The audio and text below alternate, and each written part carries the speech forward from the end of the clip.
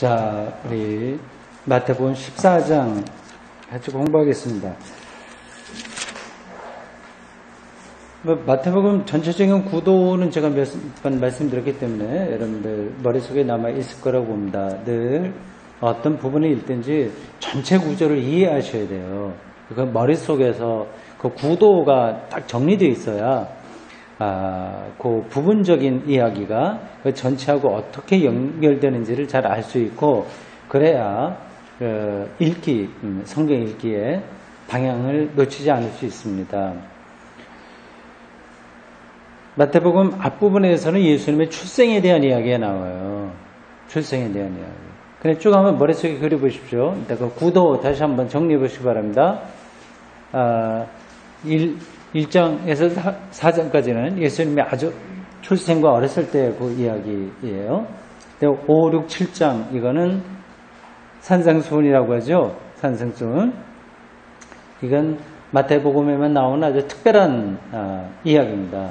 물론 다른 데도 이곳저곳에 흩어져 있긴 하지만 이렇게 예수님의 말씀이 집중적으로 산상수훈이라고 하는 이러한 이름으로 불릴 정도로 나온 이야기는 복음서에 없어요. 다른 데 없습니다.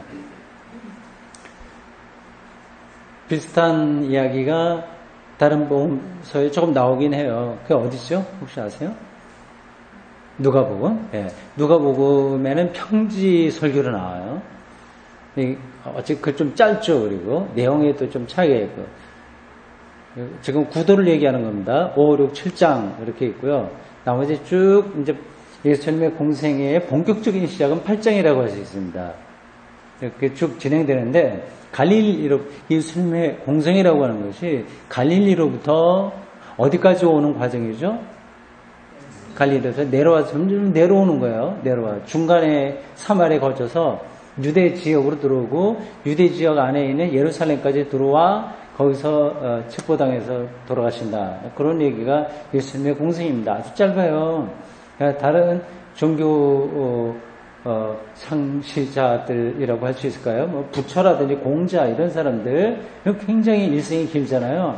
그래서 여행도 많이 다니고 되게 다 천수를 누렸는데, 예수님은 뭐 33살에 세상을 떠나셨고, 그리고 지역이 한정되어 있어요. 굉장히 좁은 데예요. 갈릴리에서 예루살렘까지 짧은 지역에. 그리고 공생애라고 하는 것이 1년 아니면 2년 정도에 불과한 짧은 기간이었습니다. 자, 14장 예수님의 이야기가 본격적으로 이제 확장되는 순간입니다. 우리 말씀을 일단 같이 읽겠습니다. 1절부터 36절까지 교독해서 읽겠습니다. 그때 분봉왕 헤롯이 예수의 소문을 듣고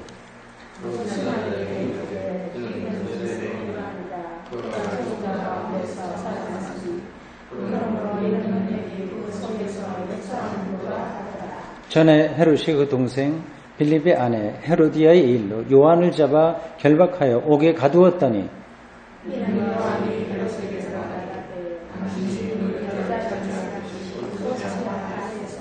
헤롯이 요한을 죽이려 하되 무리가 그를 선지자로 여김으로 그를 두려워하더니,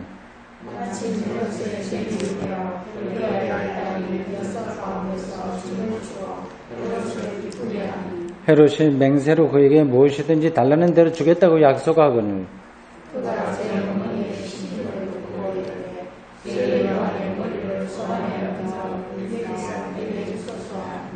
왕이 근심하나 자기가 맹세한 것과 그 함께 앉은 사람들 때문에 주라 명하고 그 머리를 소반에 얹어서 그 소녀에게 주니 그가 자기 어머니에게로 가져가니라.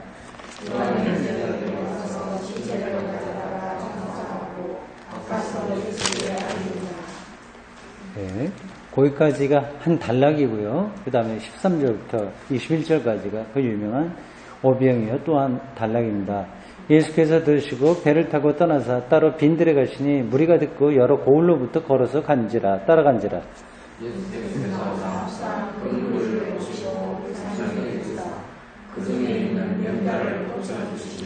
저녁이 되매 제자들이 나와 이르되 이것은 빈들이요 때도 이미 저물었으니 무리를 보내어 마을에 들어가 먹을 것을 사먹게 하소서.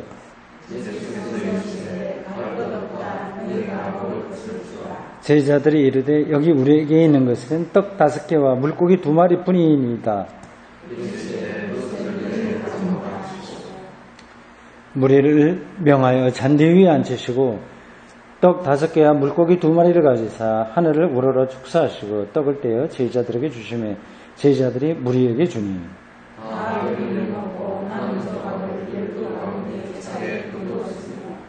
먹은 사람은 여자와 어린이 외에 5,000명이나 되었더라. 읽으세요.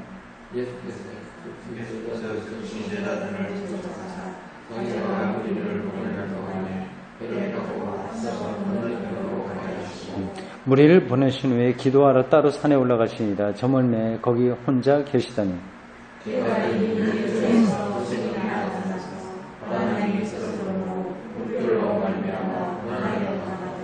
밤 4경에 예수께서 바다 위로 걸어서 제자들에게 오시니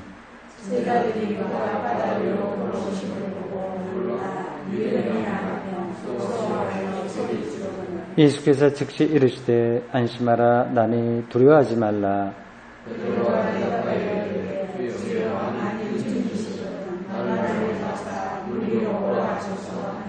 오라 하시니 베드로가 배에서 내려 물 위로 걸어서 예수께로 가되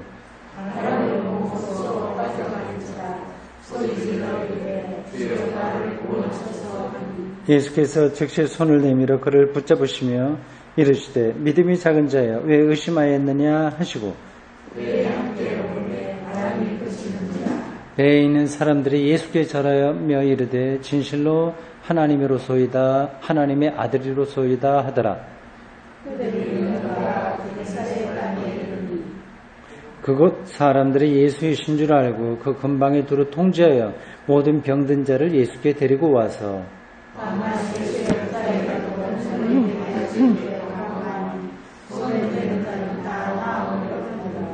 아멘.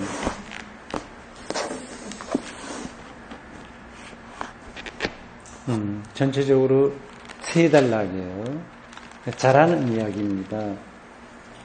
1절에서 12절까지 세례 요한의 죽음입니다. 마가복음하고 누가복음에도 다 나오는 이야기예요. 세례 요한하고 예수님과의 관계가 어땠을지 우리가 정확하게 잡아낼 수는 없습니다.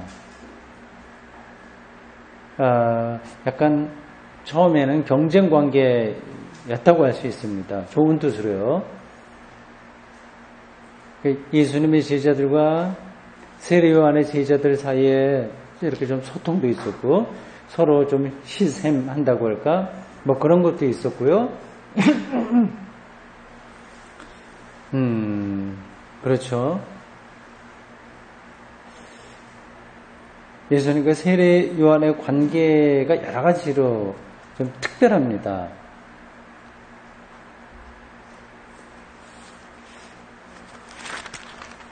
예수님의 태어나실 때 천사가 와서 이렇게 저렇게 알려주잖아요.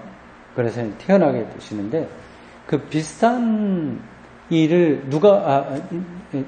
비슷한 사건이 세례 요한에게도 있었던 걸로 말하는 복음서가 있죠. 모든 복음서가 그렇게 되는 건 아니고요. 어떤 복음서일까요? 누가복음이죠. 누가복음에는 예수님의 출생에만 천사가 마리아이가 와서 얘기한 게 아니라 저쪽 세례 요한의 가족들에게도 또 그런 엘리사벳이죠. 그런 이야기가 나와요. 사가랴 아버지가 사가랴고 엘리사벳 그 부부에게 아주 나이가 많아서 아기를 낳을 수 없는데 특별한 방법입니다. 그러니까 예수님도 마리아라고 하는 결혼했으나 그러나 동거하지 않은 그런 상태의 이 여자가 아기를 낳게 되는 아주 특별한 사건이고 세례요한의 출생도 그와 같다. 그걸 누가복음이 이야기를 해요. 각 복음서마다 조금씩 이게 좀 차이가 있습니다. 그런 비슷한 점이 있고 가장 결정적으로 공통점이 뭘까요? 세례 요한하고 예수님의 가장 큰 공통점 몇 개가 더 있을 수 있어요. 그냥 한번 혹시 떠오르는 거 있으면 말씀해 보세요. 네? 결혼하지 않았다는 거. 네, 그렇겠네요. 맞습니다. 그것도 공통점이고. 예? 예? 죽었다. 그렇죠. 예. 젊어서, 그것도요. 젊어서, 정치인들에게, 죽게 됐다. 세례 요한은 헤롯에 의해서 그렇게 됐고, 예수님은 빌라도. 둘 다 정치인이죠. 빌라도는 로마 총독이고, 헤롯은 그 지역의 분봉왕입니다. 지역을, 그래도 왕의 역할을 한 사람이에요.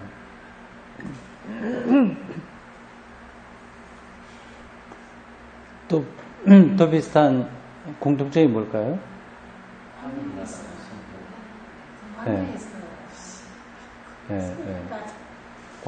광야에서 생활하셨다?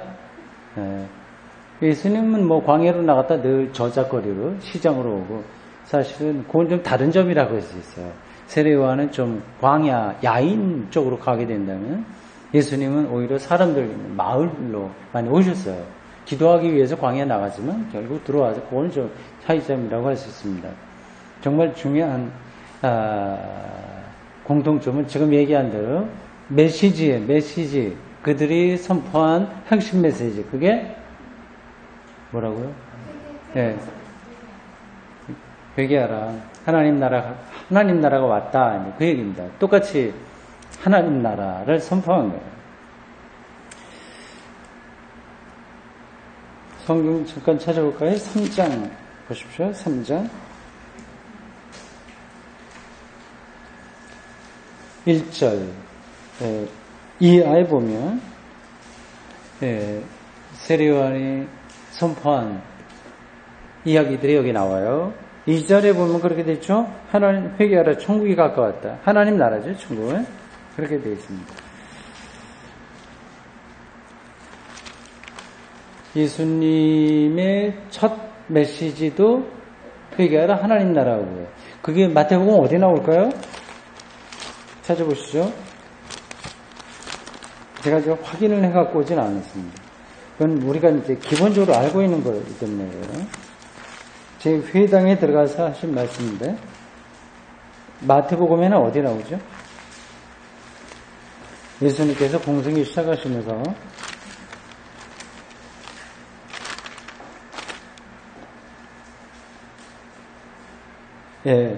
앞부분으로 가셔야 돼요. 앞으로 4장 17절이네요. 4장 17절 이렇게 되어 있습니다. 이때부터 예수께서 비로소 전파에 이르시되 회개하라, 천국이 가까이 왔느니라. 이렇게 되어 있어요. 똑같죠?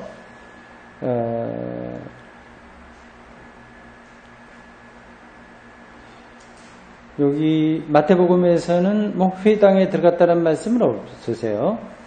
그러나 다른 데 보면은 회당에 들어가서 하신 말씀으로 나오고요. 여기 마태복음 4장 13절에 보면 예수님이 어디 들어가서 이 말씀을 하신 걸로 나오죠? 가버나움이죠. 가버나움. 그러니까 가버나움의 회당일 가능성이 아주 높습니다. 회당만 말하지 않고 회당이라는 낱말은 빠졌지만 이 가버나움에서 에 있는 그 회당에 들어가서 말씀하셨을 겁니다. 어쨌든 이 두 분이 중심 메시지로 전한 게 회개하라, 하나님 나라 가까웠다, 그 얘기입니다. 근데 그 내용으로 들어가게 되면 좀 차이가 있죠. 그건 접어두겠습니다. 그렇다, 그런 정도로만 알고 계시면 되겠습니다. 오늘 여기 본문에 특이한 이야기가 나와요. 12절 보십시오. 마태복음 14장 12절 세례요한의 제자들이 자기 선생 죽은 거 이런 등등의 이야기를 예수님께 와서 아뢰다 이렇게 얘기를 해요. 근데 왜 이렇게 얘기했는지는 잘 모르겠습니다. 다른 복음서에도 그런 게 나와 있는지 한번 확인해 볼까요? 마가복음 6장 14절로 한번 가볼까요?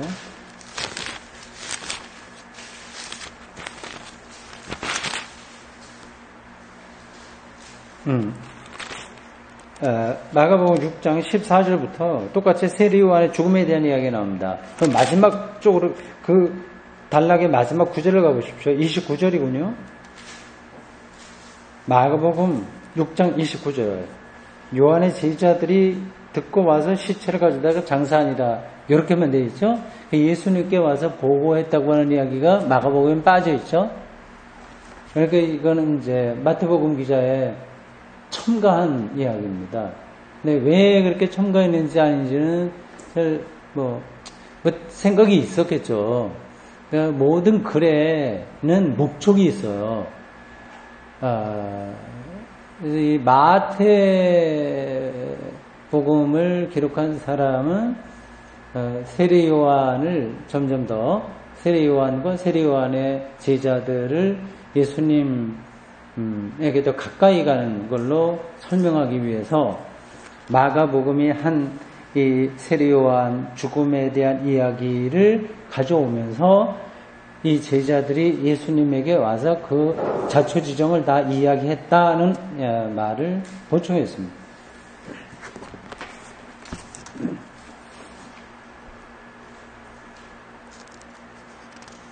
세례 요한의 죽음에 대한 이야기는 뭐 구체적으로 여러분들에게 말씀드릴 건 없어요. 그건 다 아시는 이야기니까.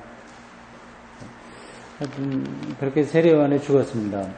그래서 그 세례 요한의 제자들이 결국 예수님의 제자가 된 사람들도 있고요. 그리고 나중에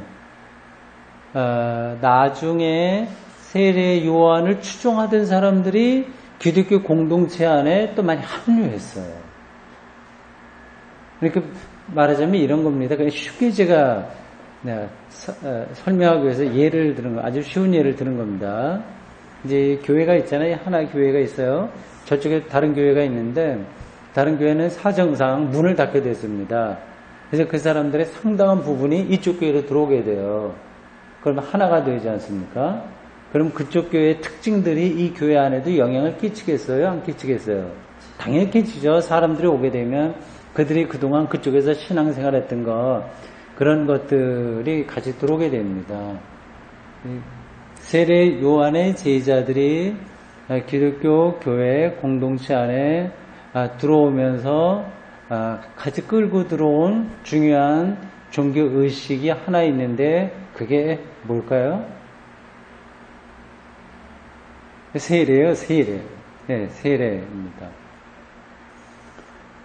세례를 어떻게 주냐. 그러니까 거기에서 갈등이면서도 좀 협조관계죠. 세례 요한은 물로 세례를 주는 거고 예수님은 성령으로 세례를 주는 거다. 그렇게 해석을 하면서 세례의식이 기독교의 중요한 종교의식으로 들어오게 됐습니다. 그래도 거기서 이렇게 저렇게 갈등들은 당연히 있었을 거예요.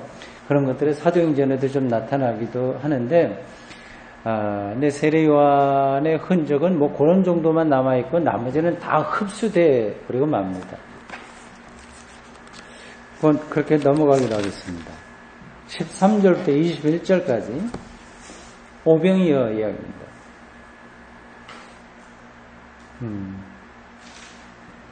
이 오병이어는 굉장히 중요한 이야기입니다. 그래서 공간복음서만이 아니라 요한복음에도 이게 나와요. 요한복음. 여러분들 그 단락에 병행구 소제목 적혀 있고 그 병행 구절이 나오죠. 마가복음 6장 30절에서 44절, 누가복음 9장 10절에서 17절, 또 요한복음 6장 1절에서 14절 이렇게 되어 있습니다. 이야기는 전체적으로 비슷하지만 아주 세부적인 데서 약간씩 차이가 있어요.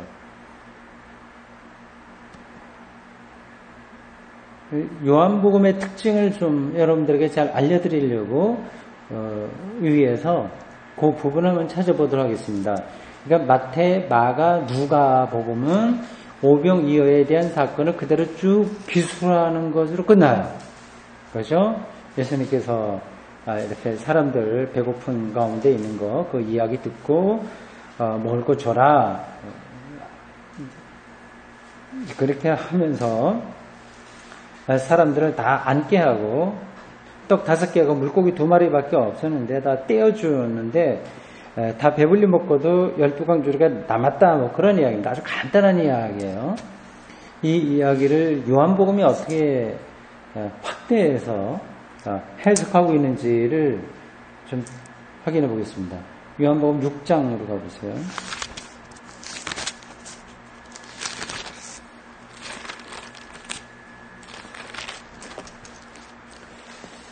1절에서 요한복음 6장 1절에서 14절 뭐 여기까지는 뭐 다 똑같습니다.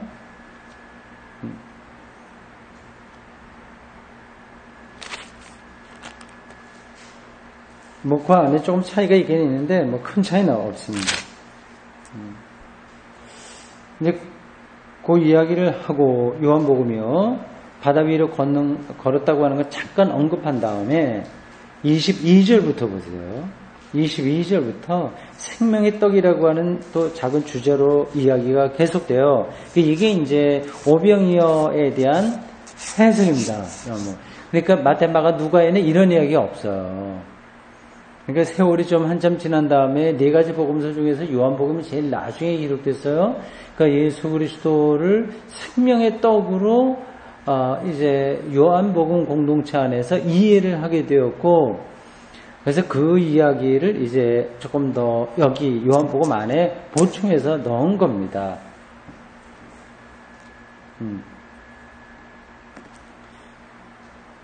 35절 보십시오. 요한복음 6장 35절 같이 한번 읽겠습니다. 예수께서 이르시되 나는 생명의 떡이니 내게 오는 자는 결코 줄이지 아니할 터이요 나를 믿는 자는 영원히 목마르지 아니하리라. 아멘. 그래서 쭉 상당히 긴 구절을 이 오병이어 사건을 중심으로 해서 요한복음 기자가 해석하고 이렇게 변증하고 있습니다. 그래서 41절 한번 다시 보세요. 요한복음 6장 41절. 자기가 하늘에서 내려온 떡이라 이렇게 하니까 유대인들이 예수께 대해서 수군거리면서 뭐 이렇게 저렇게 많이 얘기했다 하죠. 시비를 거는 거죠. 예, 그 다음 조금 더 넘어가세요. 6장 48절 보십시오. 6장 48절. 예, 그렇게 시비 거는 사람들 앞에 예수님이 이렇게 말씀하시는 거예요. 내가 곧 생명의 떡이니라. 예수님께서 직접 이렇게 말씀하셨을까요? 하지 않으셨을까요? 했다고 보기엔 조금 그렇죠? 예. 근데 이 말씀이 예수님이 직접 하지 않았다고 하더라도 옳은 이야기일까요? 옳지 않은 이야기일까요? 다른 옳은 이야기예요. 그래서 우리가 성경을 읽을 때 이게 정말 사실이냐, 사실, 그 신문 기자가 뭐를 가서 확인해 갖고 이렇게 쓰듯이 이렇게 사실이냐, 그런 관점으로 보면 참 성경을 오해하게 됩니다. 많은 경우에요. 시라고 생각하시는 게 좋아요. 시인은 어떤 사실을 이야기하는 게 아니라 어떤 사건을 신앙적으로 경험해서 그것을 자기 언어로 새롭게 표현하는 거거든요.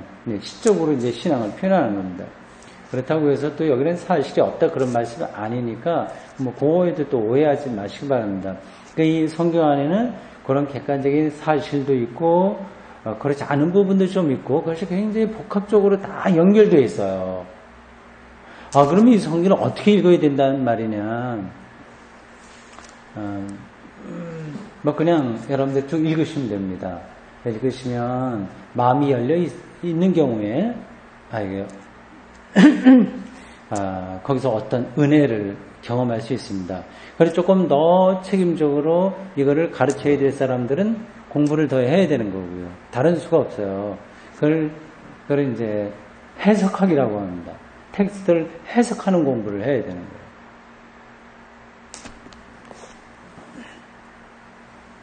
거예요. 49절 보십시오. 요한복음. 같이 연관되는 이야기라서 제가 보충하는 겁니다. 여기 조상들은 광야에서 만나를 먹었어도 죽었거늘. 그냥 만나 이야기까지 들어오는 거예요. 오병이에. 50절. 이는 하늘에서 내려온 떡이니 사람으로 하여금 먹고 죽지 아니하게 하는 것입니다. 51절 이렇습니다. 나는 하늘에서 내려온 살아있는 떡이니 사람이 이 떡을 먹으면 영생하리라. 내가 줄 떡은 곧 세상의 생명을 위한 내 살이니라 하시니라. 이건 정말 신앙 고백이죠. 그죠? 예수님을 그렇게 고백한 요한복음 공동체의 고백입니다. 그러니까 예수님은 하늘에서 내려온 살아있는 떡입니다. 그렇게 이제 요한복음 교회에서 이제 그렇게 신자들에게 가르치는 거죠. 사람이 바로 이 예수님을 떡으로 먹으면 영생합니다. 예수님이 주실 떡은 세상의 생명을 위한 바로 예수님 몸입니다. 살입니다. 이렇게 하는 거죠. 요 구절을 읽으니까 또 뭐가 생각이 나죠? 교회 안에서 하는 종교의식으로? 성찬식이 생각이 나죠. 네. 그렇게 예수님의 오병이어 사건이 이렇게 확정된 거예요. 만나 사건하고도 연관되고, 더 나아가서 성찬 예식과도 연관되고, 이렇게 됐습니다. 그러니까 여기서 중요한 것은, 결국, 예수님이 정말 참된 양식이다. 그 사실을 이제 고백하는 거죠. 자, 다시 마태복음 14장으로 들어보세요. 5,000명을 먹였다는 얘기입니다. 13절에서 21절입니다. 여기 떡 5개, 떡이라고 하면 안 되겠죠? 그 당시에는 떡이 그들은 없었으니 빵이죠, 빵. 그냥 완전히 맛도 없는 그런 빵이겠죠. 보리떡, 하여튼 굉장히 딱딱한 그런 빵일 텐데, 빵 5개면 상당히 그래도 양이 많네요. 한 가족이 먹고도 남을 건가? 5개 물고기도 말이에요. 이거는 당연히 이렇게 생물은 아니겠죠. 이거 말린 건가? 생선을 말린 건가? 어떻게 한 건가? 하여튼 점심을 먹으려고 가져온 거, 저녁을 먹으려고 가져온 거든지 하여튼 그렇게 한 건데 도시락입니다. 이게 이제 다른 복음서에 보면은 어린아이가 가져왔다 이렇게 얘기되고 있어요. 여기는 이제 그런 얘기가 다 빠졌어요. 그냥 압축적으로 했습니다. 그러니까 마가복음은 이거보다 좀 더 길게 설명해요. 약간 동화가 이렇게 내러티브라고 하죠. 이렇게 이야기야. 서사가 조금 전개가 돼요. 근데 이 마태복음은 그런 걸 다 빼버려요. 압축적으로 지금 설명하고 있습니다.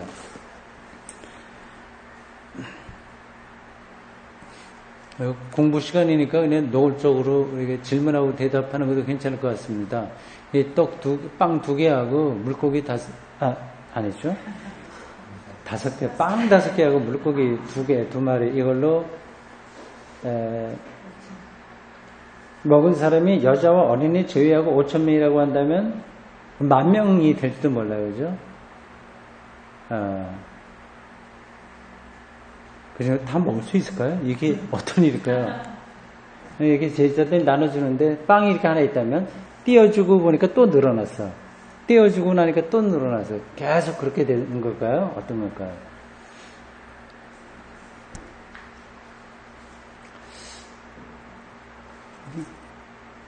그런 질문은 여기서 의미가 없는 거예요. 네, 의미가 없는 거예요. 핵심은 예수님을 통해서 우리의 생명의 양식을 공급받는다. 그 사실을 말하려고 하는 거죠.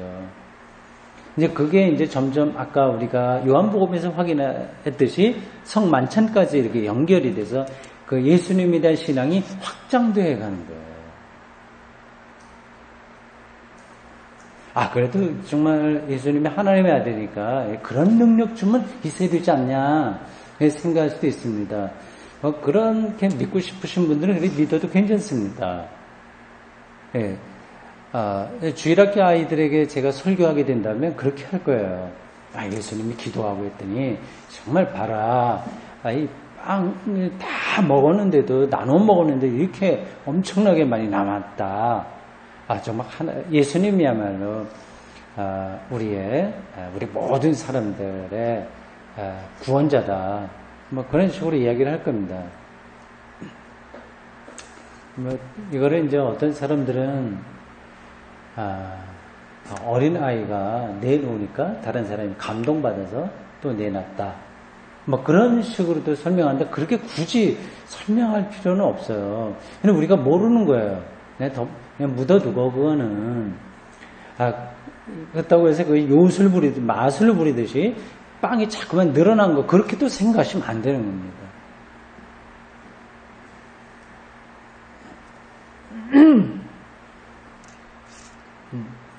예수님이 우리 생명의 원천이다. 그 사실만 요 오병이어 사건에서 읽으시면 그건 아주 충분한 겁니다. 이 광야에 있었던 만나 이렇게 이 세 가지가 연결됐어요. 오늘 좋습니다. 이 오병이어 사건의 세 가지예요. 오병이어가 하나 있고 또 하나는 만나 사건이 있고 또 하나는 성만찬이 이게 다 연결되는 얘기입니다. 이 만나 사건은 아침마다 나가니까 광야에서 만나가 떨어져 있더라.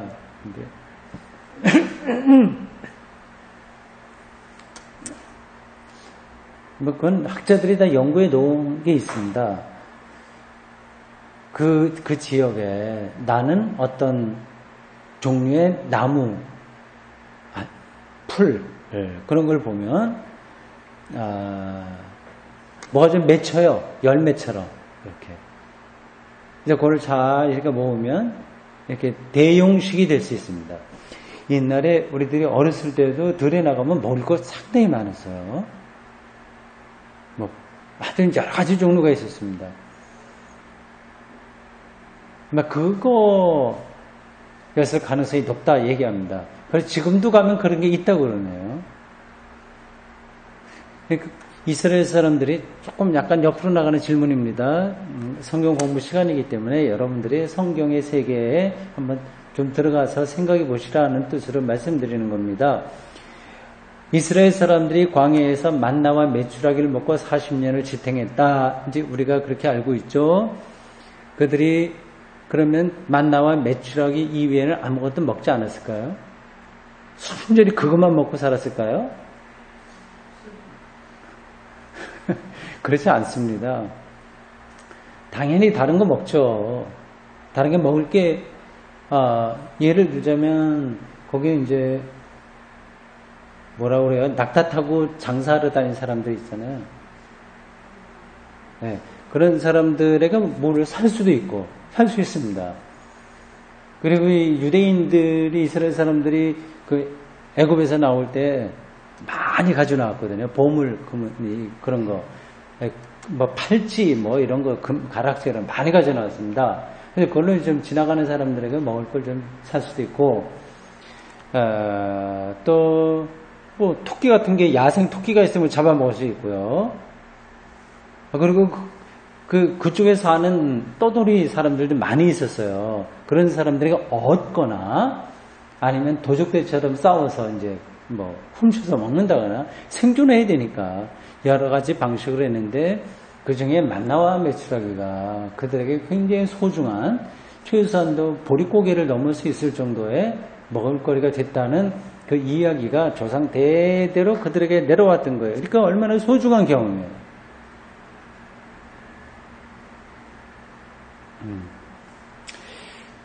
자, 곧 넘어가세요. 그 다음에 22절부터 33절까지 예수님이 물 위를 걷는 이야기입니다. 이건 누가복음에는 나오지 않고 마가복음하고 요한복음에만 나와요. 거기만 같이 겹쳐서 나옵니다.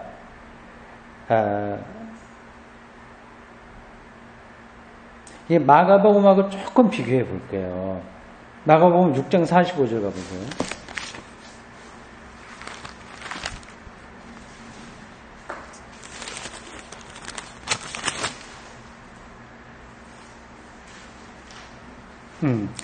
마가복음 6장 45절에 보면 예수님이 어떻게 하시나 하는 것들이 나오고 있습니다. 배 가운데 있고 예수님은 홀로 무태 계시다가 제자들이 막 힘들어하는 걸 보고 예수님께서 그쪽 배 가까이 오자 제자들이 유령인가 이렇게 놀랐고요. 예수님께서 그렇지 놀라지 마라 나다. 그리고 배에 올라가서 바람을 이제 그치게 했다. 그렇게 나오죠. 마가복음은. 다시 우리 마태복음 14장 22절로 와 보십시오. 보세요. 비슷한 이야기가 전개되다가 뭐 하나 단락이 들어가죠. 28절부터. 좀 다른 게 마가복음에 없는 이야기가 나오죠. 그렇죠? 베드로 이야기입니다. 베드로가 불쑥 나서서 나 한번 그래 걷게 해달라 이렇게 말했죠. 뭐 그러다가 이제 무서워서 들어갔다 얘기입니다. 그 똑같은 이야기인데도 마가복음은 이 베드로 이야기를 안 하는 반면에 마태복음은 하네요. 어떤 게 사실에 가까운 걸까요? 이제 잘 모르겠습니다. 그건. 아마 이제 되게 일반적으로는 마가복음이 약간 오리지널에 가까워요. 먼저 기록됐어요.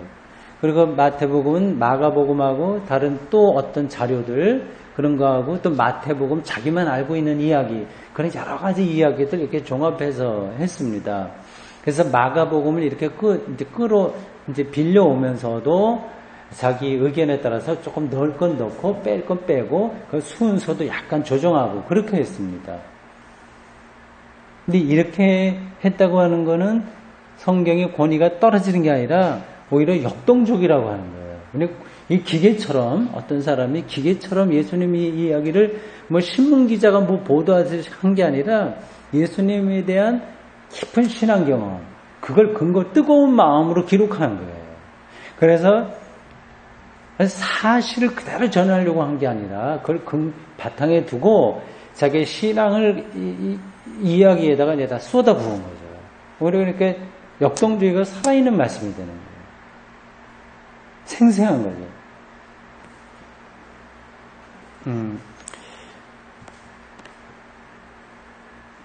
요 이야기를 이 제자들은 굉장히 생생하게 기억을 했을 겁니다. 왜냐하면 나중에 기독교가 그 어려움을 겪잖아요. 여러 가지 로마로부터도 어려움 받고 유대로부터도 받고 하면서 자기들의 삶이 마치 막 파도가 심하고 예수님은 안 계셔 배에. 예수님은 이제 십자가 부활 승천 자기들과 함께하지 않고 자기들만 배 안에 남아 있는 건 실존이란 말이에요. 그러니까 두렵죠 세상에는. 그걸 이제 이러한 이야기 자기들이 예수님 공생애 동안 경험했던 그러한 이야기 그리고 전해져 내려온 이야기들 그런 것들을 잘 정리해서 이렇게 썼습니다. 그래서 역사는 과거와 현재의 대화예요. 그래서 역사는 그냥 유물을 갖다 그냥 전시하는 게 아니라 오늘 자기가 처한 삶의 자리, 자기 실존에서 예수님에게 있었던 이야기들을 해석하는 겁니다. 그러니까 정말 살아있는 거죠. 여기 왜 의심하냐? 이게 이제 기독교인들, 특별히 지도자들의 그 상황입니다. 31절 보세요. 31절. 여기에 의심하냐 나와요. 근데 헬라어로 이 의심이라고 하는 말은 이런 뜻이라고 합니다. 두 가지 방향으로 가는 거. 이게 의심이라고 그래요. 두 가지 방향. 헬라어 원어의 의미를 따라가 보면 우리말로 의심이라고 번역된 그 헬라어는 두 가지 방향으로 가려고 하는 것. 그러는 거예요. 두 가지 방향이라고 하는 것은 하나는 예수님을 믿고 구원과 신뢰와 기쁨 이게 이제 있고요. 그 길로 정말 자기가 하고 싶어 하는데 또 하나는 그게 안 되거든요. 미래가 불안하거든요. 현재 당하는 여러 가지 어려움들 때문에 힘들거든요. 그냥 한쪽으로 이제 가야 되는데 이 두 가지를 다 자기들이 처한 상황이니까 이제 초기 기독교인들의 그런 겁니다. 그걸 이제 의심이라고 얘기한 거예요. 표현한 거예요. 뭐 제가 우리들도 사실은 뭐 비슷하다고 볼 수 있습니다. 왜 의심하냐? 그렇게 예수님께서 주신 말씀입니다. 자, 이제 다 공부 끝났습니다. 마지막 34절에서 36절은 게네사렛에서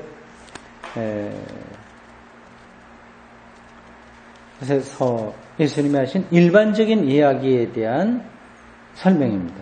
그건 그렇게 우리가 여기서 다시 확인할 건 없어요. 그냥 끝 구절만 보면 이렇습니다. 좀 특별한 표현이에요. 예수의 옷자락에라도 손을 대게 하시기를 간구하니 손을 대는 자는 다 나음을 얻으니라.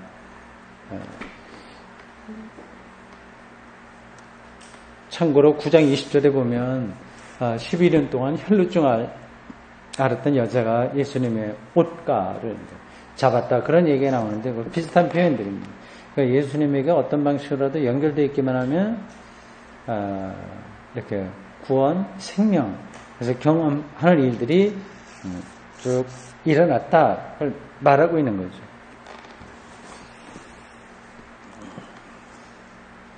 자, 오늘 여기까지 하겠습니다. 기도하겠습니다. 주님, 오늘 저희들 마태복음 14장을 함께 공부했습니다. 참 까마득한 옛날입니다. 2000년 전 가버나움, 또 갈릴리, 그 팔레스타인 작은 지역에서 일어났던 사건들, 그리고 그 예수님에 대한 경험을 초기 기독교인들의 100년, 150여 년 이렇게 잘 간직하면서 구전으로 입으로 말로 전승하며 또 문서로 작성하고 그래서 이렇게 하나님의 아들 예수 그리스도에 대한 이야기를 오늘 우리들이 다시 읽고 공부하게 하시니 이 놀라운 하나님의 은혜를 우리가 무슨 말로 다 감당할 수 있겠습니까? 오늘 주신 말씀 중에 믿음이 작은 자여 왜 의심하였느냐고 하는 구절을 다시 한번 기억합니다. 두 가지 방향으로 가는 인간의 어리석음 그리고 어쩔 수 없는 실존을 가리키고 있습니다. 저희의 삶이 이렇게 나누이지 않고 예수 그리스도에게 집중하도록 주님 저희들 붙들어 주십시오. 예수님의 이름으로 기도합니다. 아멘. 예, 마치겠습니다.